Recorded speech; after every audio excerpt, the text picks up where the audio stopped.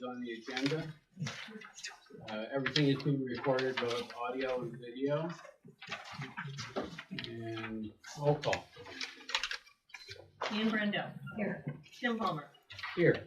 Carrie Senecal. Here. Debbie Blake. Here. James Sherman. Here. Melina Tamer. Here. Jay White. Here. All right, so you got 7 folks. I don't remember the last time you were here. It's been a while. Okay, our first agenda item, and I will ask if anyone has a conflict of interest. If they declare that they have such a conflict of interest with this project.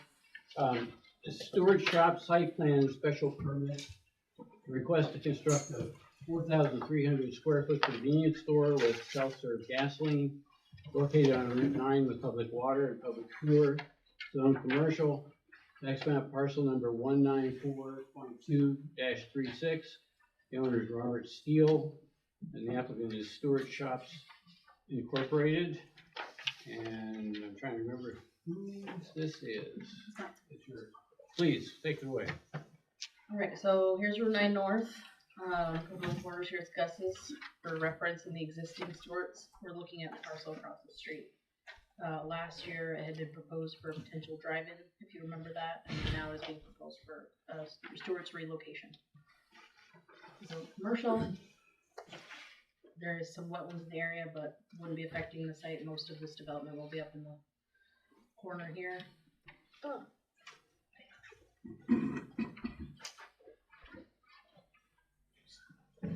So this is just sketch, but it is still pretty good idea of what's proposed. I think the primary goal of this was for more space than the other site provides. There weren't any major comments for this. Most of it is our standard comments for any new commercial development. I'm not sure if there's anybody here to speak to this project. You can come up to the podium if you'd like. But I don't have any significant comments to mention.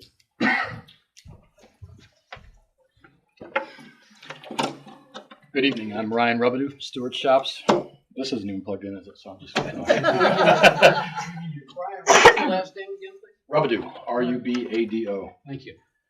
So as you said, we're looking to expand our current, across the board, we're expanding our stores to offer more grocery products, more food to go products, and it requires more space. This one would have a high flow diesel, which you see to the north there on the side, and then have 4 dispensing locations, parking on all 3 sides, delivery on back, full drive around, the dumpster to the northeast. We haven't done anything yet. This is a DEC check zone for wetlands, but it's not on, it's just a check zone, so we have to look into that, get the survey done.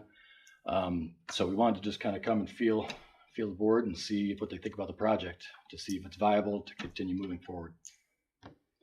Any questions or comments from the board? I will just comment, I live in this area, and there are a lot of people that walk to Stewart's, because there are, like, I think 4 different housing facilities for transitional housing. And it just seems like there's not a lot of great pedestrian access shown here. Maybe that like comes at the detailed phase, but like I don't see sidewalks. I don't see like anything striped to like direct people. And I don't know if there's any way to like pull the Stewart's closer to the road to like reorient it so that it is more pedestrian friendly. We were thinking, I will most likely put sidewalks in. DOT generally, when we go through that process, they will put it's their right of way, so they will more often than not have us do sidewalks, and then if so, we would have connectivity. As far as moving the store closer to the road, the idea is for trailers, larger vehicles with stuff in tow to be able to navigate the site easily. That is the thought, being so close to Champlain. You see a lot of truck traffic at the Stewart's across the road? Yes, actually. I just feel like there's a lot of pedestrian traffic too, so I feel like people over cars, but Sometimes that's what just an we've seen opinion. too, that's a good happy medium, is if there was a striped kind of crosswalk that goes from right here where my mouse is, kind of through the center to match up with this kind of handicap slashing so that you have kind of at least to alert the drivers that people may be walking through Some there. sort of connection. I was Like thinking, a painted stripe. sidewalk connectivity to the south of the property and then crosswalk That here, could work too, yep. rather than putting them through the gas canopy. That was immediately what came to mind. We had no objection to that. Any other? What's the Please, plan Jim. with the old, the students across the street? Generally, we try to get a professional office in there, something that obviously doesn't compete with Stewart's. But we would rent it out. It'd be a tenant. So not demolished, it would be a, No, it'd be either sold or rented out. A lot of times we see professional, like tourism offices, like a physical therapy, a chiropractor, that kind of business likes to move into our stores historically. So you'll be selling diesel as well here? Correct, yes. I don't think you do across the street, do you? I don't believe so, no. is it weird where it is like the truck flow? Like if the diesel is sort of like near, are those entrance exits? Are they both or are they like one way kind of? Right now they're shown as full access, both. Okay, so Because they do meet the separation requirements of DOT. And it's better to have multi-use entrances for truck traffic, for deliveries, for fuel tankers. how would a truck pull up to that diesel? Truck would come in, drive around the back of the property and lay alongside here. So it's And it wouldn't be in the way of people coming in. no. This is a pretty standard configuration for us. And will you sell ethanol free as well? Yes, our premium grade is ethanol free. I use that in my lawnmowers and motorcycles. Exactly. Well, there's a lot of folks that live on Cumberland Head that Yeah. use it in their lawnmowers. That's why I'm asking. I'm one of those. Makes a difference. I think there was a comment about electric charging stations. What is Stewart's stance on We that? do not do it ourselves because we don't have the tools. We're vertically integrated. Everything we do, we manage, we do in-house. I manage construction as well as do the design and present to boards. But we do have a partnership with Tesla. They do like a lot of our sites. I had one in Chestertown. They came into our project. One in Rutland, Vermont. We have a lot of places with them, and I reached out to them to see if they have interest in this. They could fit a lot of electric charging, and now their electric charging is not specific to Tesla. They're allowing other EVs because it requires so much electricity. They need to have their own service, their own transformer, their own battery. I mean, it's Do you a see lot. Stewart's like going that way considering cars are becoming electric? I mean, we'll change with the market, but it's a long way. I know it's not there yet, but just considering it's new Which is why construction. we're starting. We partnered with Tesla and NIPA on a couple where they come in and they put charging on our site, and we're great with it. We just don't have the know-how yet. Tesla chargers are fast chargers. Correct. Will there also be like a level 2 charger available for folks who don't need a DC fast charger?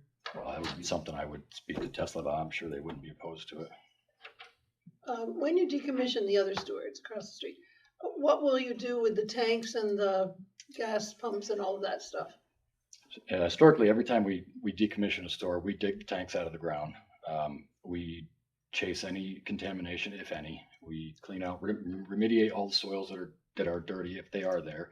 Tear the canopy down, take the footers out, backfill, pea stone, and pave it for future use.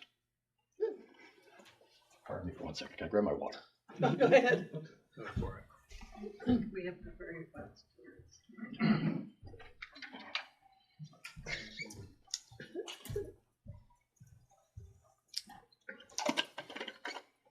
Thank you. Any other questions or comments? There's no public meeting involved here. We're just as sketch. Is there any comment as far as environmental issues? Not at this time. Okay. So I think I'm actually looking for a motion to accept resolution 24-21 with this sketch plan. So moved. Second. Thank you. Michelle? Jim Brendel, Yes. Terry Senical, Yes. Debbie Blake, Yes. James Sherman, Yes. Elaine Tamer, Yes. White, Yes. Jim Palmer. Yes. Item number 2. Thank you very Thank much. you. This is the Bouvier subdivision, request for a 2-lot subdivision of a 5.6 acre lot, resulting in lot 1 being 3.4 acres, with an existing woodworking shop to be converted into a single-family home, and lot 2 being 1.76 acres with an existing auto body shop. It's located on Moffett Road with public water and private sewer, zoned R2, tax map parcel number 181.3-1.1, the owner applicant Gary and Trudy Bouvier. RMS is the engineer, and they'd ask that if anyone does have any conflict of interest in this, that they declare it at this point. Okay, none being seen. Trevor, I believe this one is yours. I'll run through it briefly and then I'll hand it off to Mr. Burns. Here we are on Moffett Road. To your south would be I-87. If you're traveling north, you'd be going towards Beekman. And the property highlighted in blue. It's had history with the town over the years. It was configured differently in the past. It's had several subdivisions associated with it and variances. But as it sits today, you have one parcel with variances for 2 uses. The building to the south is a wood shop, and the white building to the north, or white roof building, is a auto body repair shop. And the applicant basically proposes to subdivide out a parcel so that there could be a residential use and a commercial use in the R2 district. And just some more views of it. You can see here this is the auto body shop and the wood shop. Lots of extra room in the back. They propose a shared access easement and still kind of using the same configuration.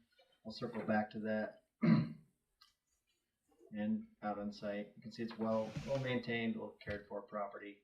Applicants always really maintained it quite well. So this is the proposed layout of the subdivision. Quickly before I hand it over to Mr. Burns, I'll point out some of our comments had to do with some technicalities with subdividing and some buffer requirements between commercial and residential uses. Since this was proposed to be residential and this commercial, our ordinance prescribes certain tree buffers and landscaped areas between uses. This is a little unique because the properties exist. The ordinance is kind of silent on whether this is pre-existing or you have to comply. Typically, when you're creating the non-conformance subdivision, we require you bring that site into conformance. So the codes officers basically said, yeah, if you're going to choose to subdivide it, we got to install those buffers or seek a variance. The other use that kind of stood out to me was the site was developed together over time, so it has some stormwater controls that are obviously kind of shared. So I also recommended that a stormwater easement be filed as well, just like an access easement. For now, they propose just to maintain the existing driveway, which makes sense. It's there. It's one curb cut. And our other recommendations and comments were very, very minimal. So, Jeff, what say you? That was a great explanation. I have nothing to add. Trevor recognized the supplemental section for I think it's 5.13 that mentions about the buffering. So today we did apply for an interpretation / variance request to iron that out. But other than that, we're in line with each other. Pretty straightforward. Questions, comments? This says private sewer. Is there one sewer for the 2 parcels, or for those 2 parcels? 2 waters and 2 sewers. Is it private water too? No, it's public water and 2 sewers, 2 septic systems. Yeah. 2 septics. They're shown. The auto barn septic system's at that northwestmost corner of its lot, and the former woodworking shop is right there. So it's not going to be an issue that the variance for the woodworking shop will be lost. Right. That is we are abandoning that use that was granted.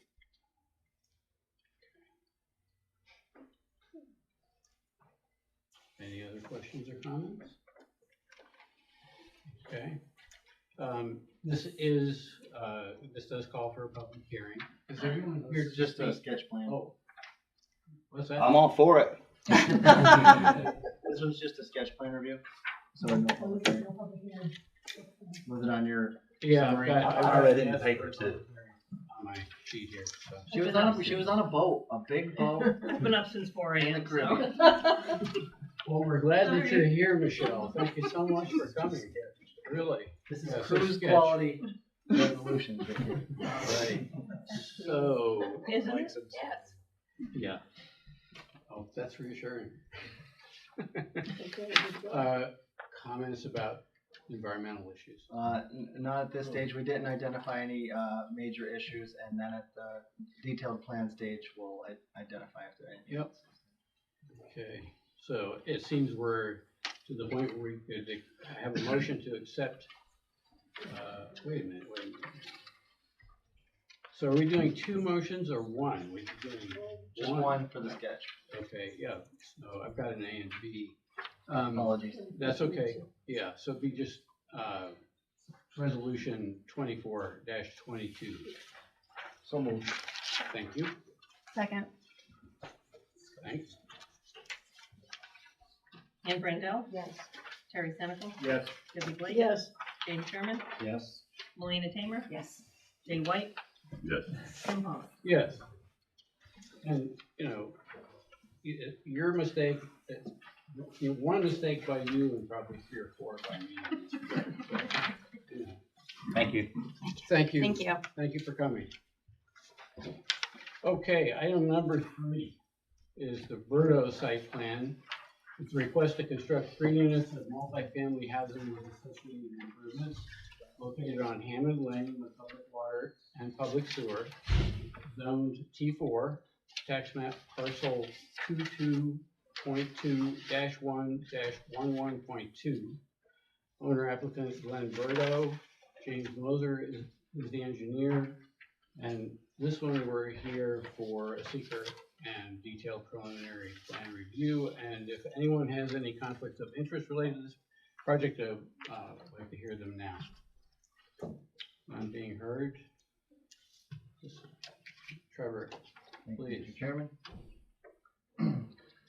Here we are at the intersection of Ruger Street and Hammond Lane, and there's a parcel on the corner, and then this is the second parcel up on the west side. Across the road, you have Hyde Plumbing and Electrical Supply, and a vacant lot. Used to have some structures on it. I believe the structure is gone. Zone T4, which is within our town center district, so those design guidelines were exercised in this review. Showing wetlands to the rear of the parcel, there doesn't appear to be any involved with the associated site plan. And digging a little bit further with some aerial imagery, the site's mostly open currently. And out there, boots on the ground, land ready to be developed, or housing, which we all agree we need. This plan was previously before you with a slightly different layout, and it would have required 3 variances. It had extended further west and needed a rear yard variance. It did not meet the original requirement for 50% frontage of the lot width for the facade of the building. It now complies with that. And the original portion did not meet the 2-story minimum, but the front portion of the building has been redesigned to be 2 stories for the first floor garage. These are single story, so for a total of 3 units. And the site requires no variances, so that's great, and basically complies with pretty much every comment we had. I only made very minimal comment about buffers along this side. The applicant had proposed trees in the front, but since this other use is technically commercial, there's an additional buffer. It's a small requirement, 3 trees every 100 feet, 20-foot landscaped yard. This yard will already be 20 feet. It's the addition of 3 additional trees, I think, to meet the requirement between commercial and residential use buffer, multi-family residential use buffer. If it were single family, it'd be slightly higher. Other than that, it's nice to see a compliant site plan, nice to see some more housing. That's my 2 cents, in my opinion. Mr. Mosier, anything you want to add? Nope. Summed up pretty well. They're Actually, those are the elevations. So it'll look like a 2-story structure from Hammond Lane. The back 2 units will be single story, but it's a pretty basic layout, meets all the requirements. So James, the only thing that did stand out a little bit, so just so you folks know, it's this east elevation, the one that would be facing the road. You know, it's a little flat. Generally, you have some type of other architectural interest. I can't point to you and tell you that it doesn't meet the criteria. It's just a little bit interesting when it has that side view, but Or landscaping. there will be, I think, 3 trees specified along the frontage there. I think you spec'd out pine. yeah, 3 on the site plan, 3 trees. So there'll be, I can't remember exactly, but something something here, and so it'll be broken up. But yeah, I think it would have. I think single story in the front and 2-story in the back would have probably looked a little better when you pull into the site. It kind of blends in, but with the requirements of having to be 2-story in the front, we had to sort of make that. What are the materials, James? Proposed? I put a note in the top. They're going to comply with the table. Right now it's showing shingles for the roof, maybe like a cement board siding, and some stone on the bottom, like a decorative type of stone on the bottom. But it'll comply. There's a list in your T4 zoning that it'll meet those requirements. One of them. Questions, comments from the board?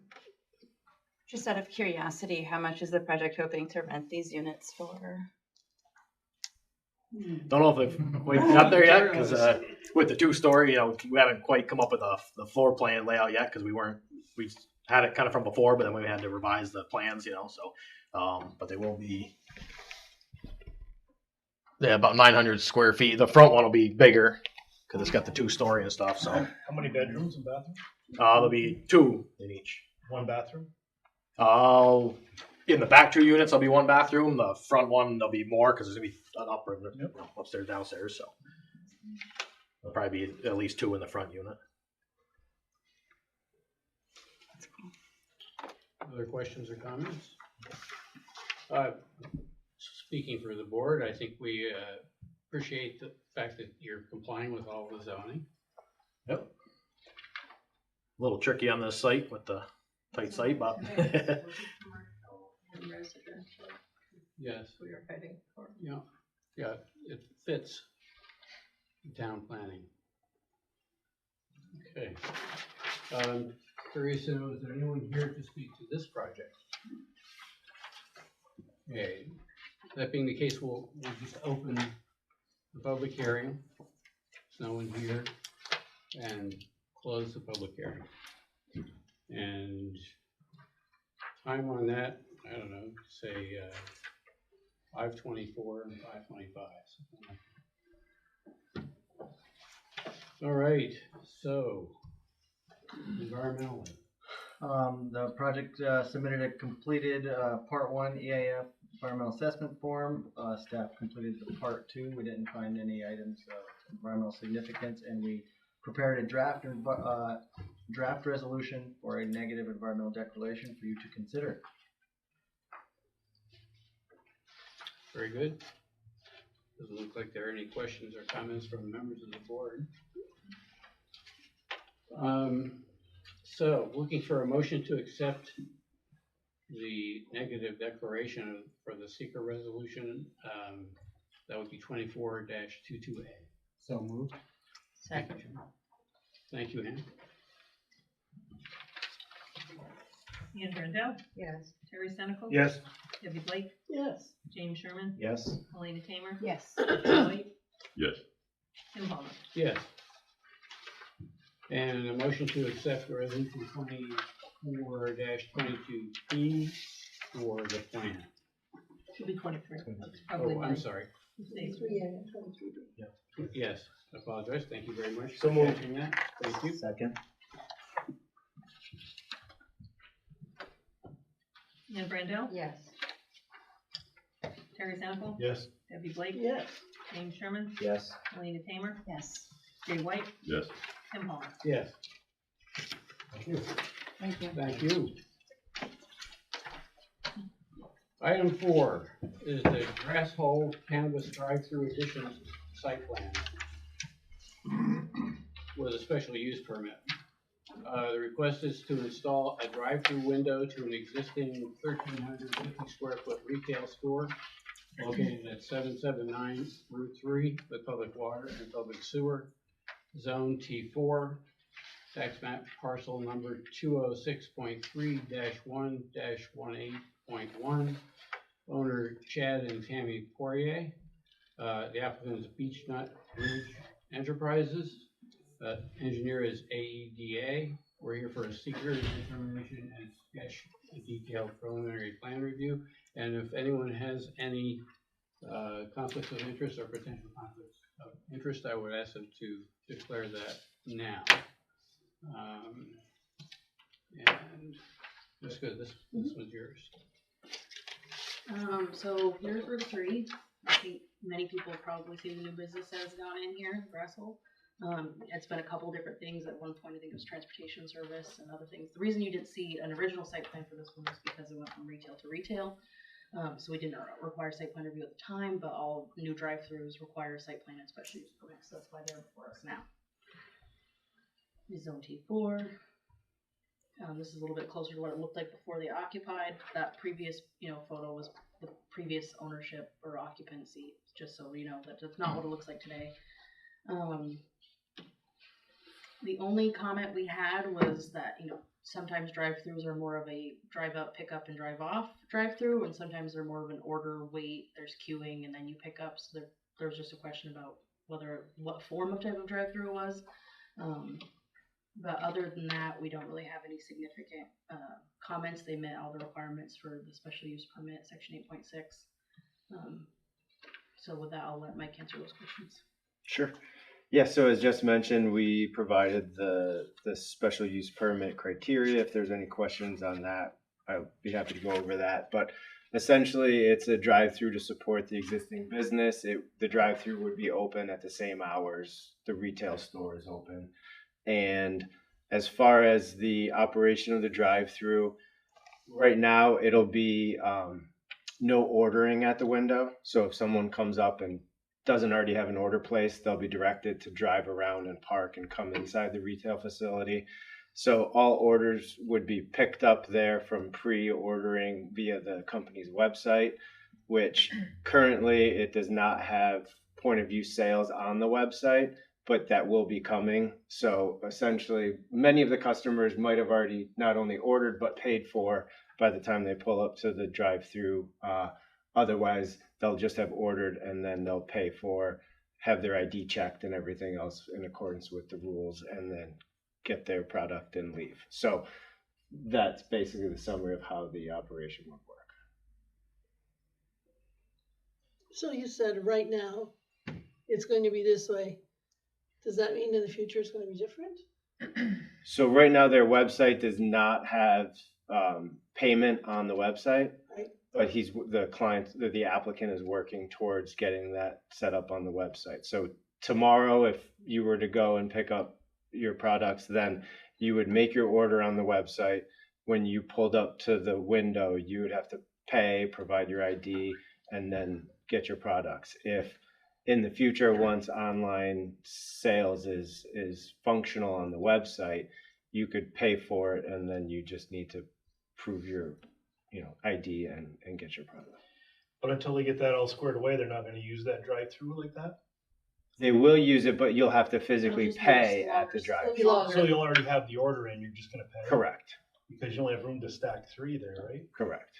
And that's because of the layout of the inside of the building? Right. You're right. I don't see that being an issue personally, because most of the other drive-thrus we've had that are more of a pickup style generally don't have very much stacking. Well, the only reason I ask is because you just go down the road a few hundred feet to Dunkin' Donuts, and Yes. they're parked out on Route That's 3, 'cause they're 3, 4, ordering. 5 Ordering, feet. yeah. You know what I mean? They Mhm. block traffic in a whole lane. And So I just want to make sure, the way he's saying it, you order it, it's already paid for, you just drive up, they throw you a bag, you drive off, that's pretty quick. Yeah. But if you're going to pull up, order, they put your order together, and you go, oh no, I want the whatever kind. And that's why we asked the question. No, yeah, so you're right, there's no ordering at the window. It's either payment and pickup or just pickup. But if someone hasn't placed an order already, they'd be directed to drive around the back and park. And when do they anticipate this change in their website? Do you know that, Brent? I don't have the time frame right now. I don't think it will be very long. Hopefully it's before I even get everything operational. I have to reach out to my point of sale system and have it set up. I'm not sure. I can't say how long it'd take them to do it. I don't know the steps involved yet. On the inside, are you already using things like PayPal and credit cards and things like that? Right now it's cash only. You cannot use credit cards with cannabis. Okay. So you'd have to use, what would be the method of payment, PayPal or one of those kind of things, or a debit card? Or What I've been using, because my POS system is Dutchy, so they have a Dutchy Pay. It's an ACH withdrawal right out of the people. They'd have to set up their account and it would come right out of their bank account. Similar to a PayPal wire transfer. Yeah. Or cash. Well, it's gotta be something that people can use, otherwise they're Right. not gonna use it in the manner. It's still based on cash, it's just It's not because of through the bank. federally insured Yeah. banks can't back those transactions. It's complex because I of got the that. federal laws. Yeah. That's why I think that there's gonna be cards backed up there if they don't get something and working in a right order Prior to, Right. prior. Yeah, it would be cash only until that POS system sets it, and then it's going to be online purchases only. There won't be any cash at the window. It'd be pickup only. so, Go ahead. so, correct me if I'm wrong, but it sounds like you're saying until this credit card system is set up so that you can do it online, that you feel that this drive-through is just gonna back up traffic. No, I'm not Maybe. saying that. I'm saying it could be. I'm just asking questions. Okay. I'm not gonna be if seems right to the planning board, it's all right with me. I would just had a couple questions. I wanna make sure that you're gonna follow through what you're saying that you're gonna do. You know, so that it doesn't occur. You know, as long as no cars are ever out on Route 3, it Right. doesn't matter. That's my primary concern too. So I don't. The other good thing about this is this type of pickup is kind of intermittent versus those mealtime ones that we see on Route 3. The fast food restaurants are way crazier. Lunchtime. Because it's set hours that they're crazy versus this would be kind of rolling whenever they're open. I do share your concern or the substance of your question. Since you say it's gonna be relatively soon that you'll have whatever payment system in place, could it be done before the alteration to the building is complete? Probably. Probably. I can't promise, but it's not up to me. It's up to them how fast they react. But I don't foresee it taking very long if it took me a week to get it set up. You're talking about the payment? Correct. Yeah. Is the window already in? No, I No, haven't. you have to do that still. Okay. All right. Tim, what's your concern, the difference in timing between paying with cash and prepaying online? Yes, and I think Terry is making very good points with his questions. Well, it sounds like their business model though is to direct people who haven't ordered around the building so that they don't stack. So I feel like they've addressed that. Well, they've addressed it, except that, and these folks won't be ordering, but they'll have Right. to figure out how they're gonna pay for it and pay for it before they receive their goods.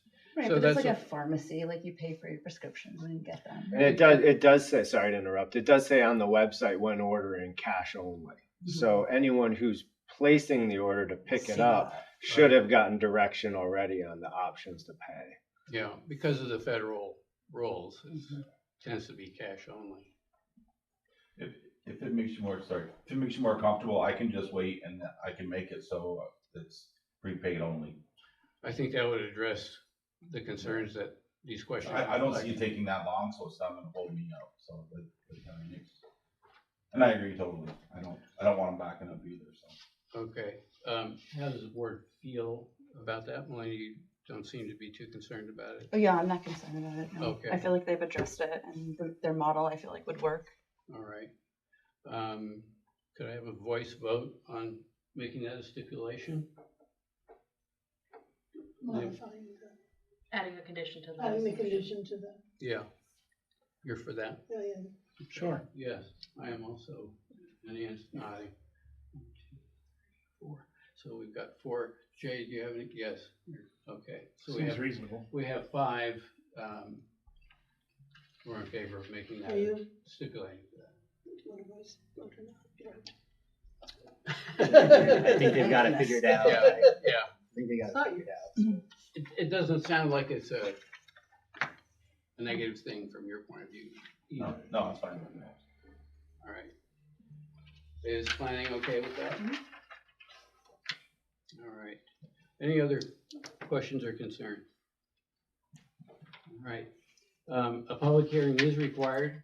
Is there anyone here who intends to speak to this project? Okay, we're gonna open and close the public hearing in a minute. So, open it and close it. Let's call it 5:37 to 5:38.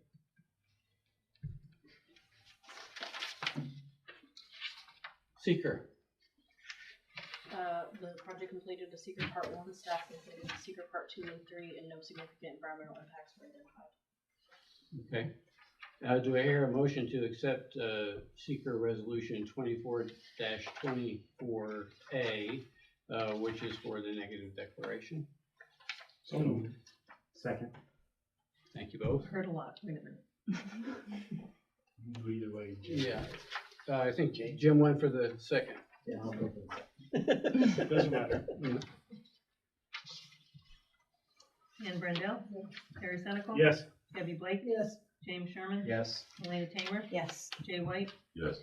Tim Palmer. Yes. Thank you very much. Oh, we gotta do the second one too. Yeah, we would like to have the plan as well. So, we need a motion to accept resolution number 24-24. Thank you, Jim. Second. Is that with the caveat that you had originally made? I mean, is that part of the motion? I'm presuming that We'll add that stipulation to- will go into it. It'll be part of the discussion and therefore part of the resolution. Thank you for clarifying that, Jay. Okay, so roll call. Ann Brandel. Yes. Terry Senecal. Yes. Debbie Blake. Yes. James Sherman. Yes. Elena Tamer. Yes. Jay White. Yes. Tim Palmer. Yes. Thank you. You're welcome. Thank you. Thank you. Item 5. And once again, I would request if anyone has any potential conflicts of interest related to this project, that they declare themselves. This is for Michelin Adirondack project site plan. It's a request to construct 2 small building additions. Total is 1,160 square feet to an existing manufacturing facility with associated improvements located at 30 Martinez Circle with public water and public sewer, zoned SV, tax map parcel number 220.1-3.132. Owner applicant is Michelin and Camso. Engineer is AES Northeast. We're here for the seeker and sketch and detailed preliminary plan reviews. And this is Trevor. Thank you, Mr. Chairman. I'll be brief, since there's not a whole lot to look at, and I'll hand it off to Mr. Farrington. Here you have the existing Michelin facility here on Martinez Circle. This is Industrial Boulevard to your south, Military Turnpike over here. So existing structure is what we're going to be talking about, them adding some additional uses to this existing building. It's all within the SD zone, which will, the proposed use, manufacturing, production isn't allowed use. The site's pretty built out, it's marginal, as you'll see from the site plan. There is ability to add a little more development back here, and but it's highly constrained with some wetlands. And existing building again. On site, kind of the existing facility. From Industrial Boulevard. And then looking down Martinez Circle towards the building that they would like to occupy. And the overall site plan, I'm just gonna, hey, everyone likes a pretty picture, right? I'll go back to this. I know it's a little difficult to see, but I'll hand it over to Kevin to describe the improvements that are proposed, and then I'll talk about the comments. Kevin? Thanks, Trevor. Mr. Chairman, Board. Yeah, Trevor said it, it's a fairly simple from a site plan perspective. There's a new handicap accessible entrance on the north side, the top, about 42 by 22, and another covered walkway on the east side there. Site plan, it's really more of a, mostly just a repaving and striping for orderly parking around that L-shaped corner. Trevor mentioned we're constrained by wetlands. We squeezed a few parallel parking spaces up at the top there. We have a adequate parking based on maximum shift size, which is probably 40, 50 at the most, and we've got more than 50 or 55 spaces, so we're good there. And that's basically the plan. These images would be if you were standing in this top right corner. If you were standing about here where my mouse is, you'd be looking at the back side of the building. So those are the improvements where they would be. Kevin, any sense of whether that's new employee numbers in addition to existing or some transfer from the existing facility? Well, Ron's here from Michelin. I'll let him speak to the issue of employment. Just comment that Michelin's investing a significant amount in the Plattsburgh area, which is a proven already important player in the economy, and including a pretty significant job creation. And Ron, do you want to comment on that?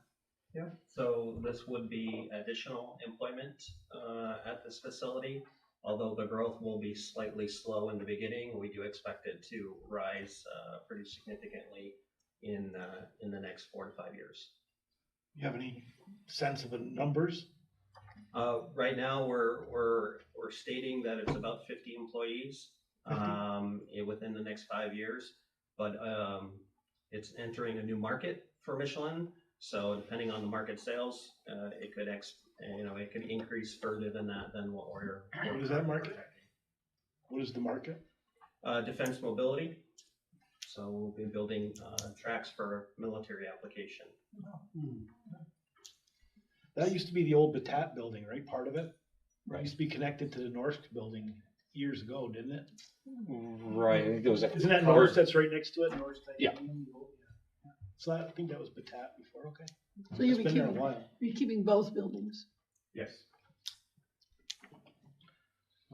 Going back to a few of the site plan comments, just wanted to address a little of the aerial imagery. It's not proposed at this time, but on the site plans, we because we discussed it preliminarily, the potential, when we were talking about ways to get more parking here and potentially the need for some additional access, there was some discussion about partnering with the neighbor, TDC, to have a shared access out to Military Turnpike. That's not really in the works at this point, but we wanted to discuss it early, and so it was shown as an area on the plan to see here and kind of call that as potential future use, but it would require coordination and permitting with wetlands. So just conceptually, we had them show the area on the plan. It's not proposed at this time. If they do want to do that, we've identified they'd come back and go through planning board review again. But it was also to show good faith effort to figure out traffic flow and ways that this site could work better in the future. Because it is a constrained site, and they hope to grow. So kind of looking forward towards that as well. Right, just full disclosure, it's being contemplated, and I think fair to say Michelin's very proud of this new operation, or the enhancement of the current operation, and, interested in perhaps a more visible entryway, and so it's in contemplation, but because of some of the hurdles between real estate and wetland permitting, that's not on the current plan. But like Trevor said, if and when that ever becomes part of the plan, we would of course return here and ask for a site plan review. Question? Oh, sorry, that's my. I thought I turned the sound off. It happens. It's a nice sound. Just before the chat lady signature. Sounds like she's done. Wayne, do you have any questions? No comments? Anyone? Mr. Chairman, I'd point out that this required a referral to Clinton County Planning Board under 239M. The county planning board actually voted to deny, well, they disapproved the application 7-0, and they provided comments, which I'd like to read. Their comments were, Clinton County Planning Board at its April 3rd, 2024 meeting voted to disapprove this referral with the following comments forwarded to the town.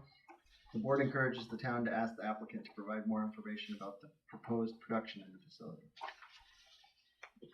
Yes, we discussed this at length during the pre-meeting.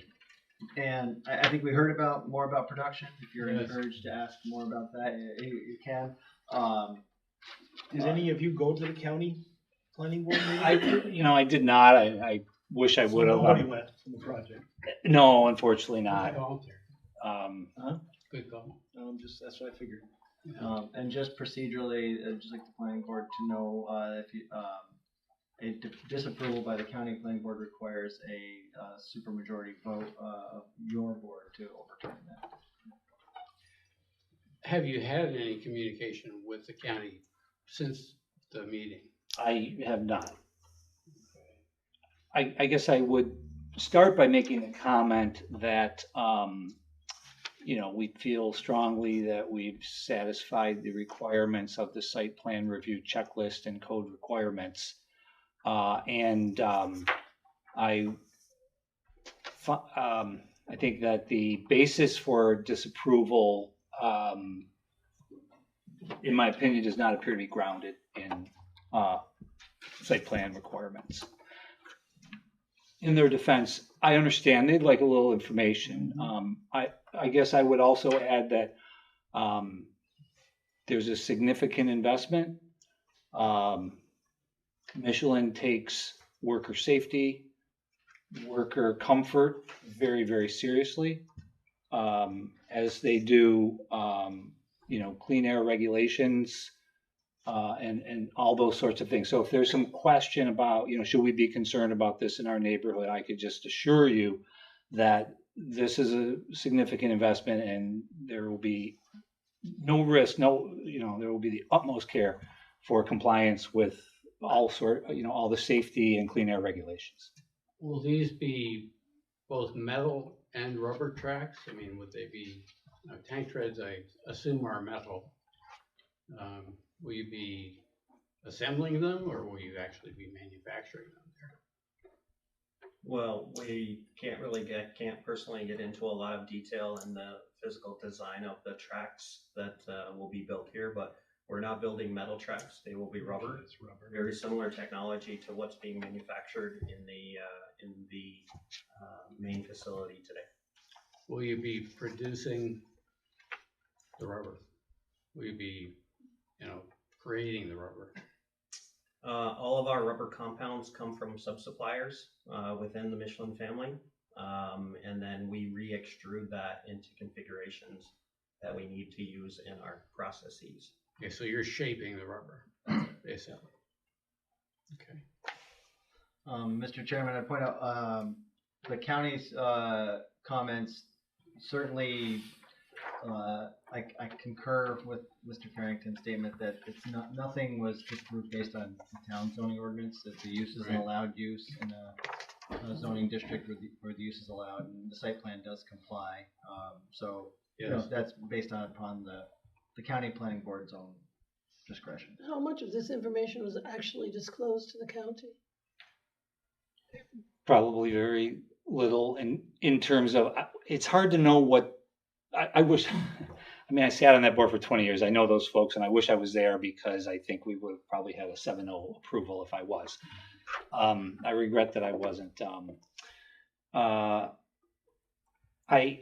I'm not sure, but what we provided is what you see, which is all of the requirements for a site plan, application, plus some additional, Trevor pointed at a 3-dimensional model, and we went above and beyond and provided. But if they were interested in, some of those other sort of, I'm not even quite sure what their questions were. It's kind of vague.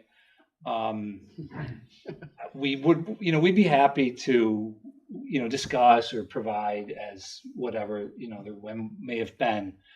But we provided a complete application. We think we've done that, Well, if nobody from project came to our board meeting and we had questions, we wouldn't vote on it. Sure. We would postpone voting on it. We would not vote it down. We would postpone voting on it. I mean, you can't just vote on something if you don't have any idea of what you're voting on. Right. They have a slightly different statute though, that I think if they don't act within a certain time, it's automatically approved, so that's probably why they just chose to act one way or the other. I would just say too, to kind of echo what the applicant and Trevor said, what they're producing doesn't matter. It could be paper clips, hot dogs, widgets. If their site plan complies with site plan requirements, I don't understand why it could be denied based on that. It doesn't make any sense to me. Well, I hear that, Mr. Farrington regrets not being there, and, perhaps the board regretted that you were not there as well. I take responsibility for not being there. I guess also from experience, having been on that board for so many years, most applicants are not there. Unlike this board, in which applicants are, with little exception, always here. But regardless, I take responsibility for that. I regret that I wasn't there. That's the way it went, and that's what it is. So. I think the lack of questions and comments from the board probably speaks for itself. We do need a public hearing here. Is there anyone here to speak to this project? Okay. We will open and close the meeting at 6:53. 6:55. 5:52. Yeah. Let's say 55, 56. I need to talk to our attorney about how we should be doing this. Yeah, okay. All right, so seeker resolution. Is there any comments? Yeah, the applicant submitted a completed part 1 EAF. Staff completed a part 2. We did acknowledge in our comments that the site may require additional air facility permits or other types of registrations as they have at their existing sister facility. We did have preliminary discussions with them, not really in our jurisdiction to oversee that, but we recognize it, and the project has acknowledged that they would comply with those air facility permits, and we would also make that a condition of approval in yours, that obviously they apply with the state DEC requirements that are already in place. And the other one was just identifying their proximity to the wetlands as they've shown on the mapping. They acknowledge how close they are and just conditioning approval upon avoidance of any wetland disturbance. Other than that, we didn't find any items of environmental significance, and therefore prepared a draft resolution for a negative declaration for you to consider. Okay. Any questions or comments from members of the board regarding the seeker finding?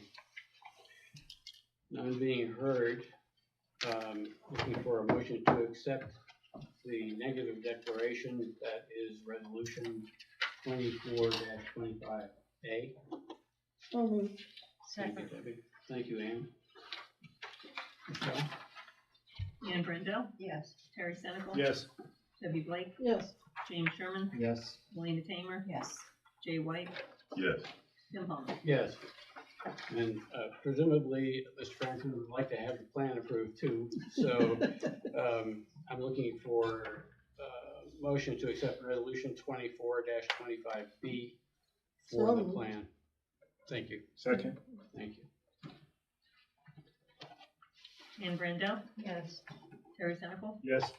Debbie Blake, Yes. James Sherman, Yes. Melina Tamer, Yes. Jay White, Yes. Tim Palmer. Yes.